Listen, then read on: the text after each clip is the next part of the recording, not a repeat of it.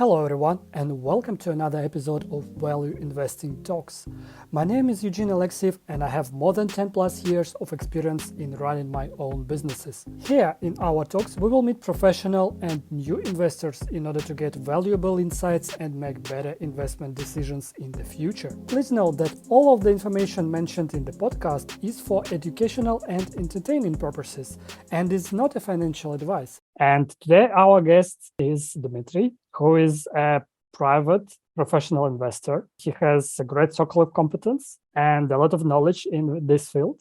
Hi, Dmitry. Hello, guys. How are you? How was the day? How was the week? Not too bad, not too bad. Market on sale. We're always happy for such events, rare events. And Yeah, market is kind of crazy these days. Could you please tell our audience some words about yourself, about your path to value investing, and how did you start all this thing? well, it's happened, I think, when I was in the college. A friend of mine introduced me to the stock market. We tried to read everything about the stock market and we could find only the technical analysis. I found one of the blogger. He started to mocking actually the technical analysis and his thesis was really interesting to me. The value investing thesis. Wow, it struck me really hard, just it was rational and logically, just approach to the market, just instead of reading, just all the charts and all the lines and that's how I got the approach to the value investing. Warren Buffett and Ben Graham, and he recommended to read the book Intelligent Investor 15 years ago. Are you doing this full time now? So as a professional investor, right? Basically, I'm IT specialist, and my second, my wife called job is Right. investing. Yeah, so I'm kind of combination of the investor. I'm 80% boglehead investor, index investor, 80% global, copycat investor, Pat Dorsey portfolio, and 10% qualitative investor. Its approach of thinking of way above the numbers, about the quantitative approach of the value. Just numbers, but I need to think more mode. It cannot be writing down numbers. It has to be based on knowledge. Well, it's kind of interesting combination, especially when you combine indexes with value investing and when you start thinking intelligently about the investing stocks as a part of the business, as Buffett always says, you will never be the same again. It is so obvious and so common. Also, I would like to ask you, how do you, I would say, shrink the universe of stocks? Because there are a lot of them, more than 50,000 actually. So I base myself on my circle of competence, which is two industries, the IT and oil refinery industry. Whenever I see industry margins that I can see that market not actually follow the intrinsic value, then I'm gonna hit hard on that business. Bottom line is circle of competence. You have to have circle of competence in 1, 2 industry, 3 industry, where you feel and you know this industry very good, you know how the business works, you know the management, and then you become, confident. But you need to know the boundaries again. You need to know the boundaries. So, for example, the oil industry in Russia, despite I'm knowing very well, just oil industry in States, in Canada, but the Russian world, it's limited because I know my boundaries. And especially when you're a beginner investor, probably you also see that people try to jump from one sphere to another. And you also mentioned about the understanding the management. You told about the scuttlebutt method, which you are really a fan of. And could you please tell a little more about this? It's investigative in journalism, so you have to know the management not only by reading, but also to listening the earning calls every quarter of the business that you're interested in, and you can hear from their underlines here. You can hear from his voice how he confidence, how they're just behave and answer on their questions. You have to call to the company. You have to speak to the suppliers, to the business partners, even to speak to the employees. How do they feel about this company? Speak with competitors as well. It's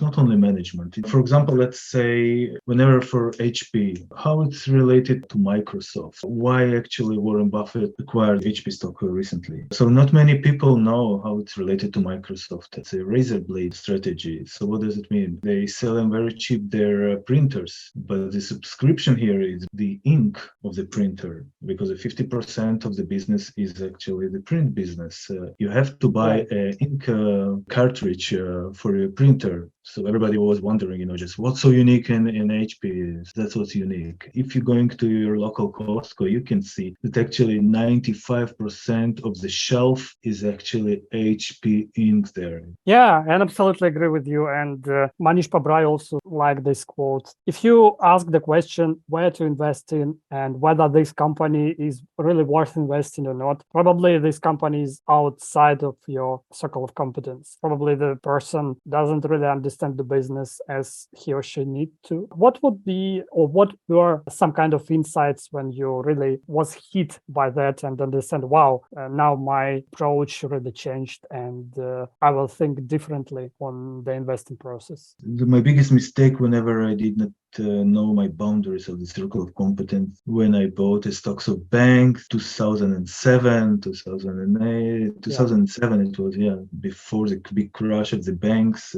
I thought it's a great business like Citibank. It's really hit hard of 90% minus 90%. So I realized I need to know my boundaries of my circle of competence. That was my problem. How did you try to understand your boundaries? So do you read more books, acquiring more knowledge about that, or constantly rethinking, probably now my boundaries are bigger because I understand the business more? How does it work? Constantly reading, listening podcast about the industries that I'm interested in. Yeah, reading daily news, Wall Street Journal, New York Times, and etc. It's expand your world, how the world behave and look. It's like your window to the world to understand how it works. I can see if someone in newspapers or internet podcasts talking about and it's nonsense according to the facts, and I know that I'm better than him. And from my approach, I know that where's my boundaries, that I'm not wrong there. For example, if somebody else brings some knowledge that's breaking my knowledge, I understand this. Wow,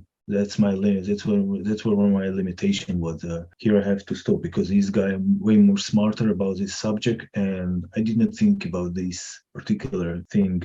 So you need to find a companion, a companion who can beat you in the knowledge whenever nobody else can beat you. So you understand your boundaries. What would you recommend to the person who just starting analyzing the stocks and he or she really heard something about the investing, but there are a lot of hypes, posts on Reddit, tweets about Bitcoin and all these cryptocurrencies? How can this person understand the circle of competence and really start stepping into investing world? I would recommend to read books. First of all, read, and one more time, read.